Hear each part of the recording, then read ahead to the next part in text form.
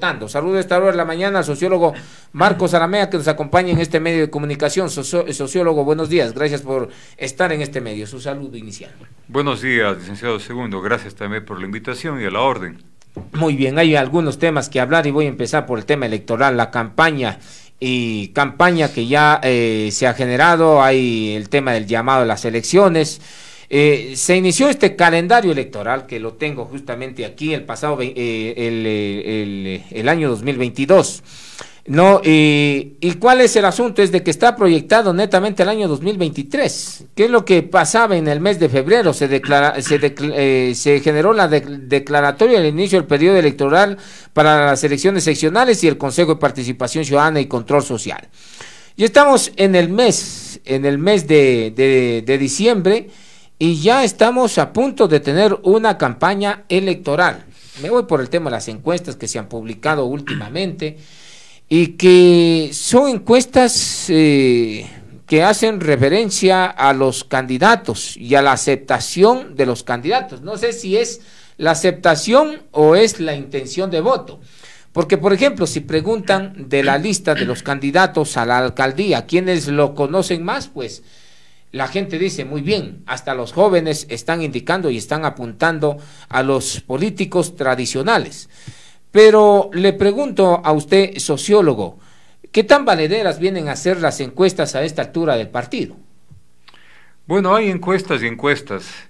Hay encuestas, digamos, que si son metodológicamente bien elaboradas, con una muestra evidentemente construida bajo los parámetros científicos muy representativa, si es que además se utilizan, digamos, los procedimientos propios para realizar encuestas que den datos objetivos, evidentemente son encuestas creíbles, es decir, encuestas objetivas, y básicamente, pues, especialmente a las instituciones académicas que no tienen condicionamientos o intereses políticos, suelen hacer de vez en cuando este tipo de estudios de opinión o estudios cuantitativos.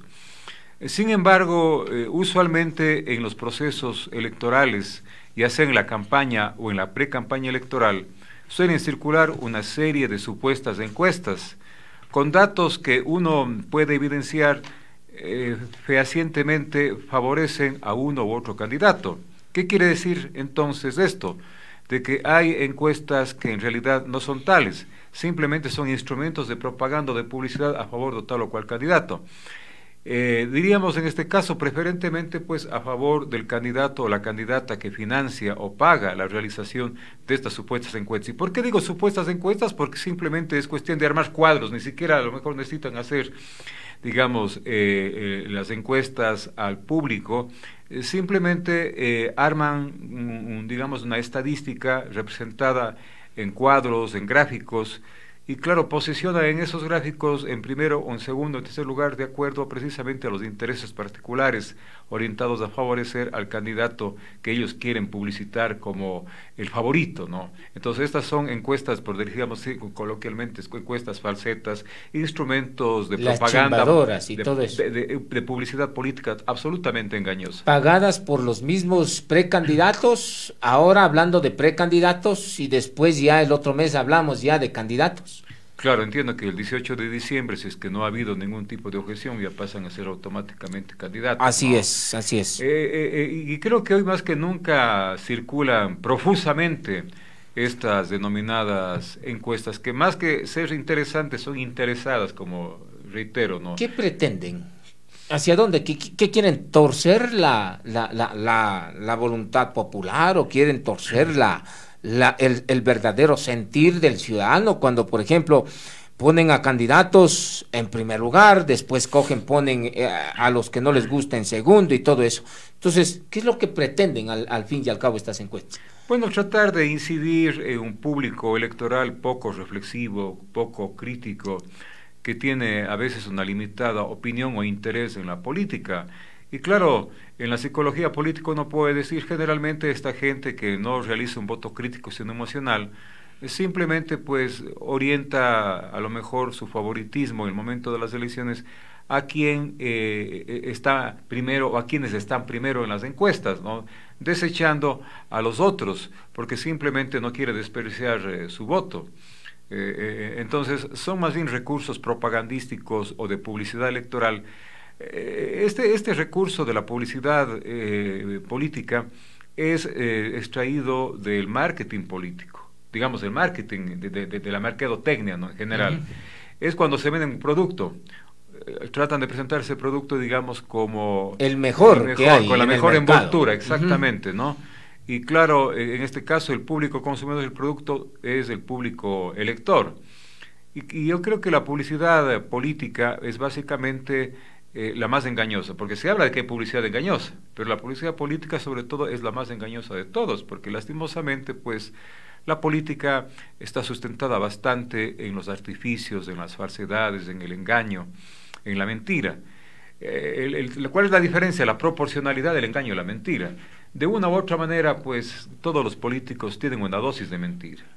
No necesariamente todos mienten en el mismo nivel, unos mienten más, otros mienten menos. Los que hay que es identificar cuáles precisamente son los que más mienten y quienes tratan a lo mejor de realizar una política un poquito más ceñida, digamos, a los parámetros éticos. Eso es por excepción, ¿no? Porque generalmente la política, repito, está poblada de engaños, de mentiras, de teatralización. Claro. Tanto teatro como cuando usted ve a los candidatos y candidatas acercarse a la gente como nunca, abrazarles, darles la mano. Son escenarios ya realizados, ¿no? Son escenarios realizados que dicen... Comportamientos típicos, estándares, y que por lo tanto no son sinceros, sino más bien son teatrales. Porque esas mismas autoridades, en el caso efectivamente de consagrarse como tales después de una elección, vaya a ver si es posible que se les reciban, son inalcanzables, ¿no? Ahora, hay un tema bastante interesante. Por ejemplo, en el año 2019, en las elecciones también seccionales, le apuntaban a dos el tema de las encuestas. Le apuntaban en que la alcaldía, por ejemplo, iba a estar peleándose Marcelo Cabrera y Paul Carrasco en el año 2019. Embanderaron la ciudad, pues la pintaron a toda la ciudad de Cuenca. Aquí no se respetaba absolutamente nada, ponían muros pintados al siguiente día, después salían con las pancartas más grandes y todo esto. Pero ¿por qué fallaron, por ejemplo, ahí las encuestas? Inclusive he llegado a escuchar de que hay encuestas que realizan, claro, de manera no ética, hasta los mismos periodistas por ahí que están realizando algún tipo de encuestas, pero yo no creo eso, que algún periodista que ejerce el periodismo y que sea periodista haga esto, porque la función del periodista no es justamente esto. Ahora, esta situación, ¿qué nos da a entender? Cuando, por ejemplo, las encuestas apuntaban en el año 2019 a dos candidatos, pero estos dos candidatos justamente quedaron tercero y cuarto, no llegaron hacia donde estaban apuntando las encuestas. ¿Qué da a entender esta situación? Primero, de que se trataban de encuestas, digamos, forzadas, de encuestas arregladas, es decir, de falsas encuestas en realidad, ¿no es cierto? Podría ser esa una posibilidad. Y la otra es de que siendo encuestas veraces, encuestas técnica y científicamente realizadas, habría una explicación de por qué los resultados electorales consagraron precisamente los datos que estaban en esas encuestas. En este segundo caso, se trataría de que en el caso de las elecciones particularmente seccionales, el nivel de indecisión es altísimo hasta los últimos días, e incluso hasta las últimas horas, cuando hay que acudir al proceso electoral. ¿Qué quiere decir esto? De que la gente en los últimos días a lo mejor orienta su voto a aquellos que no estaban ubicados primeros en las encuestas. Reitero, en el caso de que sean realmente encuestas veraces y serias. Eso me parece a mí que es lo que pasó en las elecciones de 2019. Pero salieron perdedoras las encuestas, de hecho. Las que han perdido han sido justamente las encuestas, en algunos de los casos. Por ejemplo, en el año 2019, en lo que le acabo de señalar, ahí no le atinaron a nada. Claro, en ese caso, digamos, si usted utiliza el término perdieron las encuestas, hay una causa que estoy tratando de explicar que por qué resultarían perdedoras, ¿no? O no adecuadas en cuanto a medir y pulsar hasta el último momento el verdadero comportamiento electoral de la gente, porque en ese nivel de indecisión la gente vio que habían dos políticos tradicionales que se dedicaron a pelear, a denunciarse entre ellos, Y claro, por el hartazgo de que la gente tiene de la política, prefirieron orientar su voto a aquel que asomaba, o aquellos que asomaban como los no políticos, los recién llegados, que eran Jefferson Pérez el uno, porque había sido deportista, un campeón olímpico, sí. y el otro, digamos, un profesional hasta ese entonces desconocido, ¿no? Pedro Palacios, que también se reivindicaba como no político, el antipolítico. Entonces, la gente en los últimos días decidió castigar más bien a los políticos que encabezaban las encuestas, y por eso abruptamente, inesperadamente, los resultados más bien fueron otros respecto a lo que se preveía, ¿no? Esto se puede esperar hoy por hoy con estos resultados, en donde tenemos ya en las encuestas candidatos que están encabezando, digamos, el tema de la preferencia electoral. ¿Se podría repetir este fenómeno? Que aquellas personas, aquellos vanidosos, porque hay algunos vanidosos también, que cogen, se ponen en primer puesto, son los que están con intención y se ponen en primer puesto. Claro, yo digo, esto es para torcer la voluntad, lo que piensa el ciudadano, para decir que son favoritos. De influir, claro. Claro, entonces ¿se puede esperar un escenario, por ejemplo, así o no? Yo no hago encuestas, yo básicamente lo que desarrollo son análisis en base a percepciones o a veces en base a análisis cualitativos, tomando, digamos, y pulsando la opinión de grupos, ¿no es cierto? Eso me permite orientar, pero también un poco la perspectiva es generar un historial de las tendencias políticas que han habido en los últimos años y sobre todo adecuar. ¿Por qué vota la gente? ¿Vota por propuestas, por programas, en cuyo caso hablaríamos de un voto racional, o vota más bien por la emocionalidad, por la antipatía o simpatía que genera cierto candidato o candidata, ¿no? Entonces, en base a estos parámetros, yo he visto, por ejemplo, de que inicialmente la gente, hace algunas semanas todavía, antes de que le descalifiquen a Luca Pallanca, la gente otra vez empezaba a buscar un nuevo, el no político, en rechazo, digamos, a los políticos tradicionales, ¿no? Sin embargo, la descalificación de Luca Pallanca llevó a que la gente otra vez busque a alguien con experiencia. Pero resulta que los candidatos con experiencia, Pedro Palacios primero, ¿no es cierto?, que ya dejó de ser el no político, se convirtió en un político tradicional más, incluso yo diría, reeditando los viejos vicios de la vieja práctica política que él antes cuestionaba. Ese es el uno.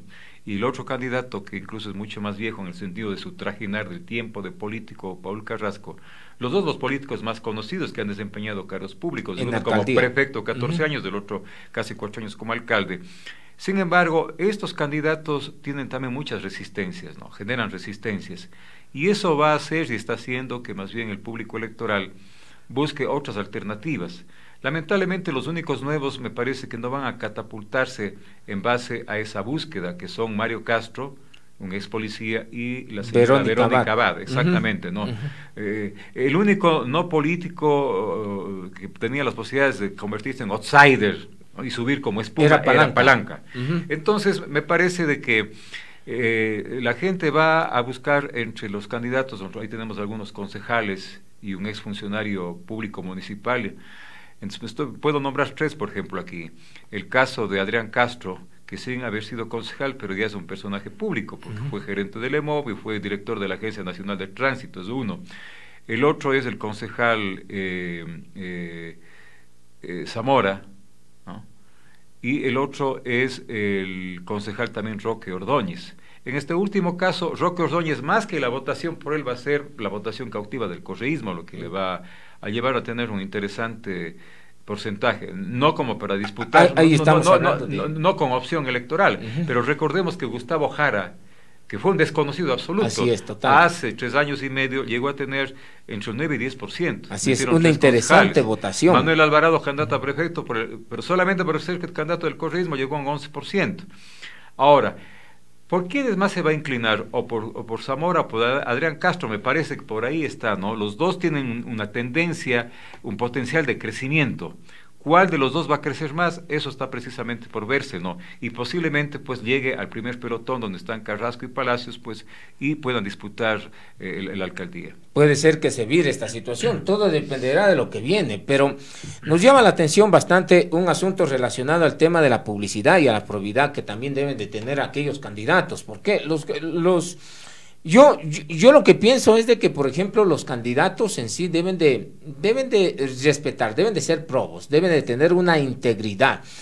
Pero cuando vemos que se adelantan a la jugada, por ejemplo, hay candidatos que ya están jugando el tema de la campaña electoral anticipada o la pre-campaña, que eso ha sido dado de acuerdo al Código de la Democracia en el artículo 278, que lo sanciona hasta con 11 salarios y hasta 20 salarios. Eso queda a notar, de hecho, cuando alguien ya se adelanta a hacer publicidad, cuando la norma dice no lo pueden todavía hacer y que la campaña electoral empieza en enero. Ellos están jugando ¿a qué en este momento? Aunque yo soy candidato y yo hago lo que quiera, porque no están respetando la ley, no están respetando las normas de juego, sociólogo. No están jugando limpiamente y no están jugando, digamos, legalmente. Y un candidato que no es ético y un candidato que no respeta la ley, pues ante un público reflexivo, debería esa situación más bien condenarla a perder votos. Lastimosamente no estamos ante ese público reflexivo, ante ese público electoral exigente, ante ese público verdaderamente ciudadano, ¿no? Porque incluso alguno de esos candidatos es el que más publicita, pues, las, entre comillas, encuestas donde asoma en primer lugar. Se está mintiendo. Y esa mentira en un público reflexivo debería ser castigada precisamente por el no voto, ¿no? Pero repito, lastimosamente, al final la gente no va a moverse por eso, ¿no? Porque ve que toda la política está contaminada con eso. Claro, es en función de que un candidato, en términos personales de su imagen, le caiga mejor o le caiga peor, ¿no? Hay, por ejemplo, este candidato que veo que promociona sus encuestas como en primer lugar, que más bien también un público reflexivo vería que está reeditando quizás los mismos aires de cierta prepotencia o arrogancia de la que se ha acusado al propio alcalde actual, ¿no? ¿Ya? Entonces estaríamos reeditando a lo mejor la búsqueda de un liderazgo ya conocido. Y también de esto se ha acusado al propio exprefecto, ¿no? Que está también de candidato a alcalde. A Paul Carrasco. Claro, en este caso, entonces... la gente a lo mejor buscaría una persona que tenga capacidad, que tenga liderazgo, que tenga ética, que tenga experiencia, pero que al mismo tiempo, digamos, no tenga esos aires, digamos, de arrogancia, de prepotencia, de soberbia. ¿Usted habla por Zamora? En general, ¿no? Bueno, yo he oído, claro, que también hay señalamientos en ese sentido. De Cristian Zamora. Diría, digamos, de los tres candidatos, ¿no? De los tres candidatos. Según los trabajos en grupos, cuando uno habla de las características personales del candidato, por ejemplo, cierto nivel de arrogancia, ¿no es cierto?, de prepotencia, se habla precisamente del actual alcalde, ¿no? Ya, del actual alcalde. ¿El segundo? También de Paul Carrasco se habla. ¿Y el tercero? Y el tercero, el caso de candidato Zamora. De Cristian Zamora, que es arrogante igualmente, ¿no? Porque eso es lo que dice la gente, no es lo que dice acá. Ahora, que no le gusta lo que le digan a Zamora es otra cosa. Usted me decía el tema de lo ético y lo que debe de ser. Un candidato no solamente debe ser candidato, debe de parecer candidato. Y para parecer candidato debe de empezar respetando las normas. Por ejemplo, imagínese, le hablaba del artículo 278 del Código de la Democracia y dice que los actos de pre-campaña no se deberían de dar. Y una sanción que debe de juzgar y debe de emitir la sentencia es el Tribunal Contencioso Electoral, no el Consejo Nacional Electoral. Y esta sentencia puede ir con multas de 11 salarios básicos, 20 salarios básicos y hasta pérdida de la candidatura. Pero esta situación no se ve así, porque el Consejo Nacional Electoral, ente netamente formal, que se queda en sus famosísimos debidos procesos. Le decía que debe de ser y no, debe de parecer y no solamente ser candidato. Yo he estado realizando este sondeo en las redes sociales, en donde efectivamente quien paga más publicidad, aquí está, Cristian Zamora, concejal de Cuenca, publicidad pagada por el mismo Cristian Zamora. En todas las propuestas que él realiza, que el candidato realiza, esto es lo que está pagando el candidato. Igualmente sucede con Marcelo Cabrera. Igual los otros candidatos, por ejemplo, Paul Carrasco, se cuida bastante en redes, por ejemplo, a él no le sale la publicidad pagada, no le sale la publicidad pagada tampoco a Adrián Castro, a otro de los candidatos, pero sí a ellos. Entonces, este mensaje, no sé, como que la gente lo ve, están desesperados, que ellos mismos hacen sus videos, promocionan sus videos y encima de ello ellos mismos pagan los videos. Lo mismo lo relacionan con el tema de las encuestas que están circulando, las encuestas farfullas y que no tienen sentido, porque hay unas encuestas que se han dedicado no a tener nada que ver con el asunto de medición electoral. Habría que calificarlas como las pseudoencuestas, ¿no? Las pseudoencuestas. Y las pseudoencuestas. Las que están circulando son pseudoencuestas. Pseudoencuestas porque ya hemos verificado de a dónde salen supuestamente eso. Venden platillos, venden artículos de bazar, pero no se han dedicado nunca a hacer el tema el tema electoral. Ahora, esto lo relacionan con aquello. Si hay candidatos que se adelantan a una campaña electoral, también ha de haber candidatos que están empujando estas pseudoencuestas. ¿Qué piensa usted, sociólogo? No, sin duda. Yo creo que quiere sorprenderse, digamos, al público electoral cuencano. Lo que me llama la atención es que como nunca antes se están utilizando estos mecanismos que son bastante maquiavélicos, y vaya que nuestra política es súper maquiavélica, ¿no? No importa el medio, lo importante es el fin. Y el fin por el que están desesperados es llegar sobre todo al cargo más preciado, que es el de la alcaldía de Cuenca. Y en ese sentido todo mecanismo vale, ¿no? Todo vale.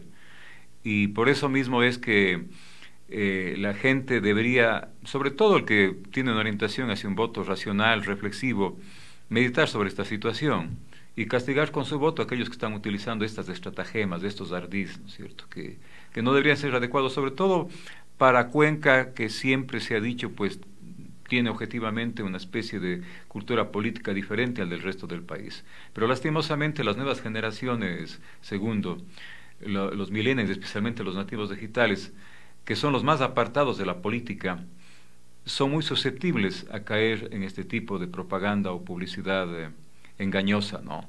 Por eso mismo es que incluso se denigra de ese público tratando de convencerles a través del show, a través del baile, a través de las escenificaciones en TikTok, por ejemplo, ¿no?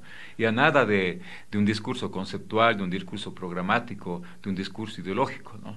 Es puro show. Hay una suerte de farandulización de la política en la que casi todos han caído. Es Dice terrible, que el que más te ofrece, más te miente. ¿Se puede aplicar axioma quizás? Pero ya ni siquiera es el que más ofrece, es el que mejor baila, el que mejor actúa en las redes sociales, el más chistoso, el más showman, ¿no?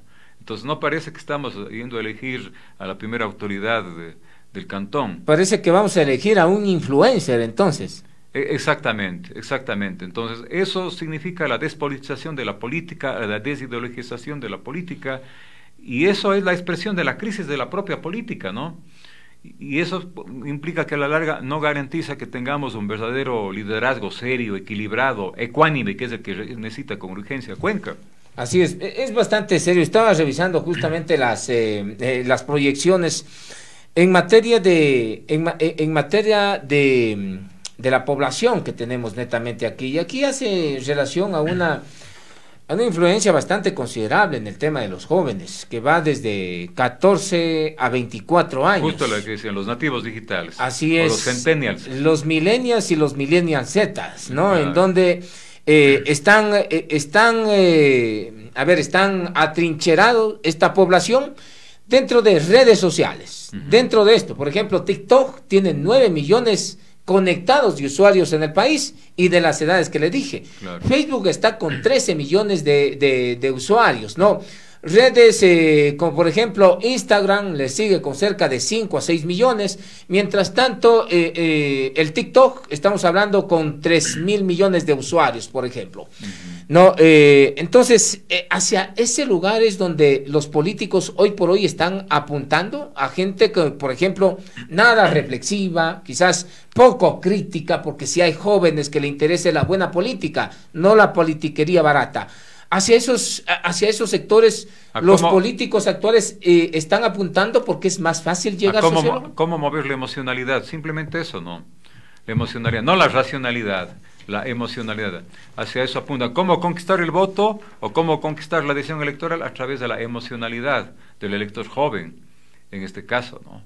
Esa es la estrategia que se está usando. Por ejemplo, pero además tiene sus otras características negativas. Primero, usted no está educando políticamente a la gente. Lo que está es generando una actitud de aberración de la política en serio, pues, ¿no? Y generando una política sustentada en la emocionalidad y a veces incluso en las más bajas pasiones, ¿no? Porque ahí se incita también al odio, se incita al miedo, ¿no? Es decir, a las emocionalidades negativas. No es un voto pro, sino un voto anti, ¿no? Se desfigura al adversario, y lo más grave, se difunden noticias falsas, la famosa campaña sucia, o la guerra electoral sucia, ¿no?, que hemos vivido en el país también en los últimos años. Bastante. Los políticos están empezando a elaborar sus mensajes en materia de lo que le preocupa hoy por hoy al país. Por ejemplo, la seguridad es lo que les preocupa. Y para para hablar de seguridad, el fin justifica los medios, ¿no? Decía así. Y hay una ignorancia total en materia de seguridad, sociólogo, porque hablan de seguridad sin saber. De los candidatos. De los candidatos en materia de seguridad. Unos salen combates, otros salen a decirles vamos a sitiar, les vamos a acordonar si roban a alguien, vamos a acordonar toda la provincia, toda la ciudad, vamos a bloquear las salidas, vamos a poner cosas que no hay. ¿Por qué generan este tipo de mensajes? Quieren explotar el sentimiento que hoy vive la gente, pues, que es el miedo a la inseguridad, ¿no? Y si alguien le ofrece seguridad, es probable que la gente se anime a votar precisamente porque le más ofrece seguridad, sin tomar en consideración, primero, que el tema de la seguridad per se no es un rol esencial, fundamental, específico de los gobiernos locales, en este caso el gobierno local municipal. Este es un rol del gobierno nacional, lo cual no obsta que podría apoyar, ayudar, ¿no es cierto?, complementar la acción de seguridad, que es tarea fundamental del gobierno central. Pero si alguien ofrece seguridad desde la municipalidad, está mintiendo, porque no es eso su rol, ni tiene, digamos, la infraestructura, ni tiene la logística, ni el personal. Y constitucionalmente no les da para aquello. Por eso digo. Yo le escucho a un candidato, por ejemplo, hablar del tema de la cárcel, que va a ser regional, es otra tomadura de pelo más, ¿no? Porque, si bien es cierto, la Constitución señala que estas administraciones de los centros de privación de libertad también pueden ser delegados directamente hacia los gobiernos autónomos descentralizados, pues la situación es bastante complicada, porque existe una normativa vigente que está que delega el tema de los centros de rehabilitación directamente al gobierno. Vean, ni siquiera un gobierno nacional, que es el que controla la fuerza pública, puede con las cárceles, peor una municipalidad que a duras penas puede con sus propios roles específicos a nivel de los cantones, ¿no? Entonces, se está vendiendo una serie de ilusiones, de cosas falsas, se está cayendo absolutamente en la demagogia. Yo veo que hay un afán desesperado, ¿no es cierto?, por ganar. Seguramente porque algunas piensan que si pierden se acaba su vida política, ¿no? Ahí se quedan. Entonces están prácticamente haciendo lo posible, lo imposible, por esta elección tener el mérito, entre comillas, de lograr el apoyo electoral. Pero para esto todo vale, ¿no? Reitero, pues, el maquiavelismo político creo que más que nunca se está notando de manera absolutamente clara, de manera fehaciente. ¿Cómo identificar a un candidato que nos está hablando con seriedad? Aquí yo lo tuve a Fernando Cordero y tiene él una hojita de 10 propuestas, bastante interesantes, que a mí personalmente me agradó. Pero esto no hablaba, Fernando Cordero, el Corcho Cordero, no hablaba de populismo electoral, sino de un plan con visión de futuro, cosa que no lo veo a ningún candidato que habla el mismo lenguaje que un candidato de un ciudadano experimentado en tema político, que tiene una experiencia bastante buena. No me extraña el caso del Corcho, él es un planificador, y cuando se habla de planificación se habla de una visión estratégica, ¿no es cierto?, de un plan a largo plazo. Lastimosamente, pues, el Corcho Cordero no decidió finalmente presentarse como candidato. Creo que es uno de los grandes ausentes, ¿no? Porque la gente, cuando uno conversa, sobre todo de generaciones que vivieron la época de su alcaldía, dan cuenta siempre de que fue una alcaldía con un alcalde planificador, urbanista, de amplia experiencia, ¿no? Que el resultado, digamos, quizás muy oportuno, tenerse candidato para que la gente decida, o entre quienes hacen shows, ¿no es cierto?, en las redes sociales, o quien de manera seria precisamente presenta un plan, además desde la experiencia, porque fue alcalde durante 2 periodos, 8 años, ¿no? Así es. Hay candidatos que sí están mostrando la seriedad y la importancia que tiene, que se le debería dar a la ciudad de Cuenca y a la provincia de La Suay. ¿Cree usted? Bueno, no se habla mucho de eso. Una de las cosas que Cuenca ha perdido es el liderazgo frente al gobierno nacional, un liderazgo firme para reclamar lo que le corresponde también a la provincia de La Suay, en el caso de la prefectura, un liderazgo para hacer respetar lo que Cuenca decidió en consulta popular, que no se explote la zona sensible ambientalmente como es la de Quimsacocha. Eso no hay. Ha perdido la voz. Y además no veo que entre los candidatos actuales habría esa posibilidad, porque de una u otra manera la mayoría de candidatos o han sido muy leniles y flexibles frente al gobierno actual, o en otros casos están comprometidos con el gobierno actual porque han sido sus funcionarios. Entonces es bastante complicado esta situación, ¿no? Han perdido la voz. Fernando Cordero me decía que hay que recuperar la voz de los azuayos y cuencanos, y es una de las propuestas, por ejemplo, que ha generado ahí. Pero sin embargo, yo escucho algunas propuestas. Fernando Cordero, solamente sí, que tú, ¿lo hizo en estos tiempos después de que ya no fue candidato? Sí, sí, antes? Estuvo aquí cerca de un mes. No le preguntó por qué esas propuestas interesantes no pueden haberse hecho efectivas. Porque no son populistas, dice él, no son populistas, no son electoreras, sino son para una ciudad y provincia y futuro. Claro, hay mucha gente, sobre todo la gente que hace un voto de opinión, tenía la posibilidad de votar por Fernando Coche Cordero, pero finalmente él fue el que no quiso, digamos, aceptar ser candidato, ¿no? Así es, por temas netamente de organizaciones políticas, no por temas de traiciones, deslealtades, compromisos de palabra. Bueno, creo y desde ahí ya fue el tema. Creo que lo que más digamos, le impidió a tomar la decisión al Coche fue el que quería rodarse de un frente amplio para un poco ocultarlo, lo que es inocultable. O sea, el Coche Cordero, pues, creo que uno de los que más colaboró y apoyó al gobierno correísta fue Fernando Coche Cordero. Pero la estrategia planteaba Cordero bastante interesante, blindarse con una serie de organizaciones políticas. Pero era para disimular, sociales, yo pienso que, claro, no era necesario, ¿no? Sí, porque a la final la gente no estaba yendo a juzgar eso. Y por más que se blinde con un frente amplio, no podía ocultar lo que ha sido. Así es. Además me parece una actitud coherente del Coche. También nunca ha negado en sus últimas intervenciones pues su apoyo a Correa, más bien ha reivindicado al gobierno de Correa en algunas de sus obras. Claro, ¿no? Que también ha dicho que ha habido funcionarios totalmente deshonestos. No, de hecho. Entonces eso no como en cualquier gobierno, así tampoco es que la corrupción se inauguró en el 2007 en el país. No, ya venía de mucho tiempo. Y el gobierno actual también, el gobierno de Moreno. Sí. O sea... y hay cosas que no se dice bastante en este gobierno todavía. Hablábamos sobre el asunto de tener esta voz que le hace falta a la provincia de La Suay.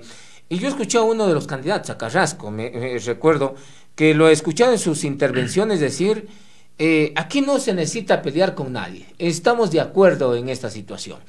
Pero, ¿qué tan favorable nos hace tener a los azuayos y a los cuencanos un candidato cercano al gobierno, patrocinado por el mismo gobierno, como es el candidato Carrasco?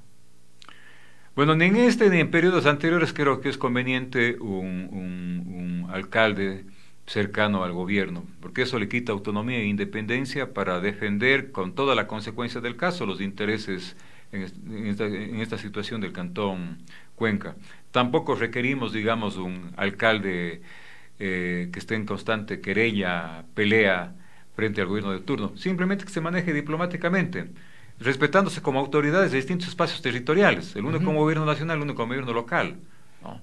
Porque de pronto podría haber la posibilidad de que un gobierno sea demasiado servil al gobierno central. Muy bien, ser candidato al gobierno, como lo es, como está siendo patrocinado Paul Carrasco por el mismo presidente de la Segundo, República. permítame, con la lógica de que la cercanía al gobierno nos garantiza más apoyo, etcétera, entonces deberíamos cambiar la Constitución y hacer que los gobiernos centrales elijan a los alcaldes y el alcalde no sea siendo funcionario del gobierno central, lo cual es una barbaridad. No se gana entonces nada siendo el candidato patrocinado por el gobierno como es Carrasco, pero Carrasco lo trata de decir así. Porque incluso la propia cercanía no garantiza de que vayan a haber el apoyo económico necesario, y lo vimos en el caso de Marcelo Cabrera. Por ejemplo, cuando Marcelo fue ministro de Obras Públicas designado, en otra emisora me preguntaron qué yo pensaba. Digo, bueno, yo no dudo de la buena intención de Marcelo Cabrera de servir a la vialidad de la 8, de la SUAY, del Cantón Cuenca, pero eso no va a suceder, porque la prioridad del gobierno de Lasso no es precisamente el tema de la vialidad.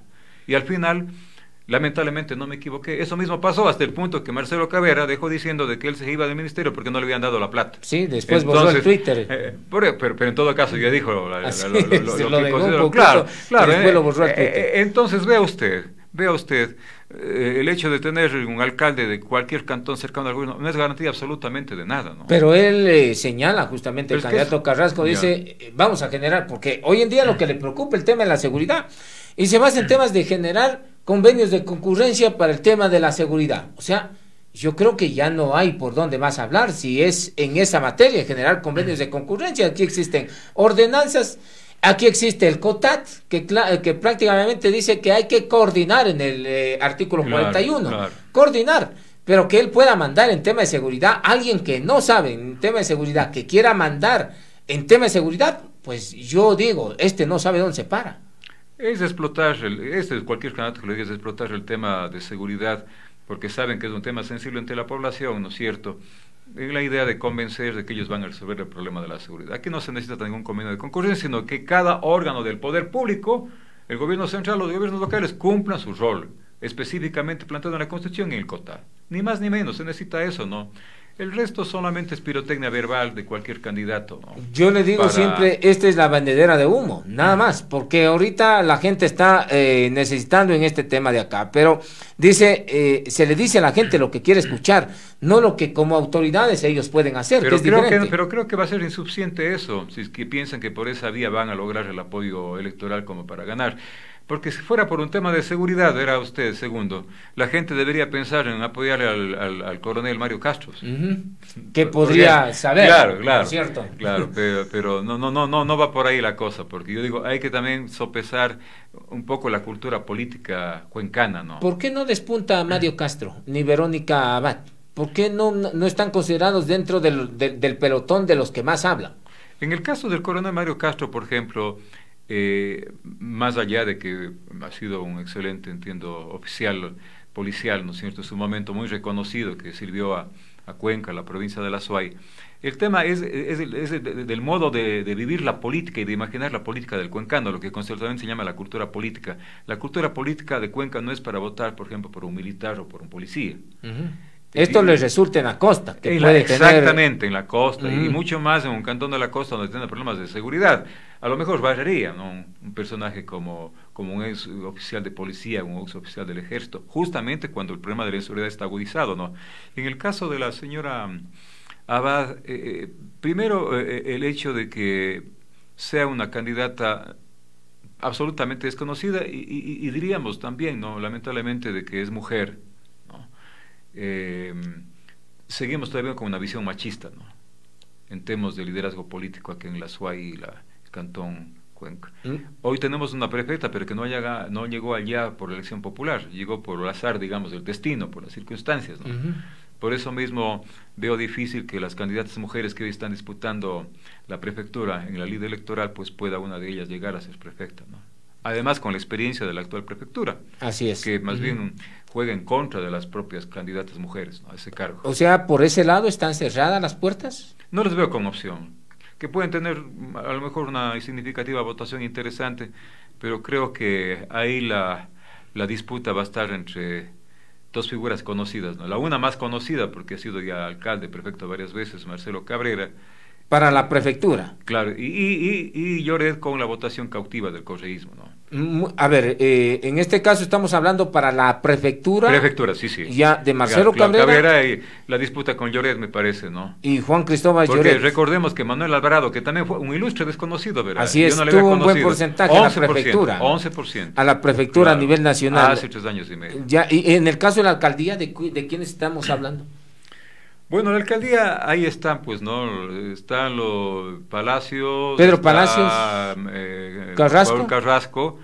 Paul Carrasco, que quizás es el más activo en redes sociales, ¿no? Zamora. Tenemos Zamora, que también ahora está activando en redes sociales. Pero pagando tanta publicidad como le estoy viendo aquí. Es el que más paga publicidad, Cristian Zamora es el que más paga publicidad. Es el que irrespeta las normas. Cuando dice el artículo 278, candidato Zamora, debe de leer, Porque si ponen ahí la ley es para que la respete, de hecho, el candidato. Y una autoridad que piensa hacer una política diferente tiene que dar ejemplo de respeto precisamente a la norma. Y ¿no? con estas acciones, ¿cree que da respeto el candidato Zamora? Bueno, la gente que tiene, digo, un voto calificado va a ver mal eso.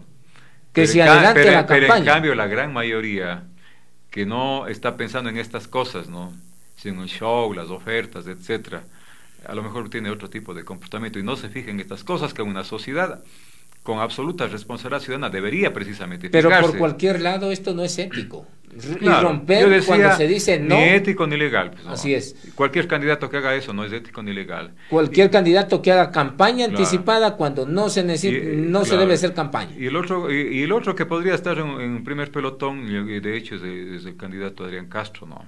Estamos hablando de 4. Y Roque Ordóñez, que va a tener una votación cautiva. Habrá que ver si se repite, porque el candidato anterior, Gustavo Jara, también que fue un ilustre desconocido, pero que era del más desconocido, claro. Era 9-10, a lo mejor. Está por el orden de esa votación, que es significativa, interesante, no para ganar, pero sí para tener una buena cuota de concejales, por ejemplo. Así es. Mire lo que publicó Diario El Mercurio, una encuesta bastante interesante el día domingo 4 de diciembre del año 2022. Citó de acuerdo a tracking, ¿no?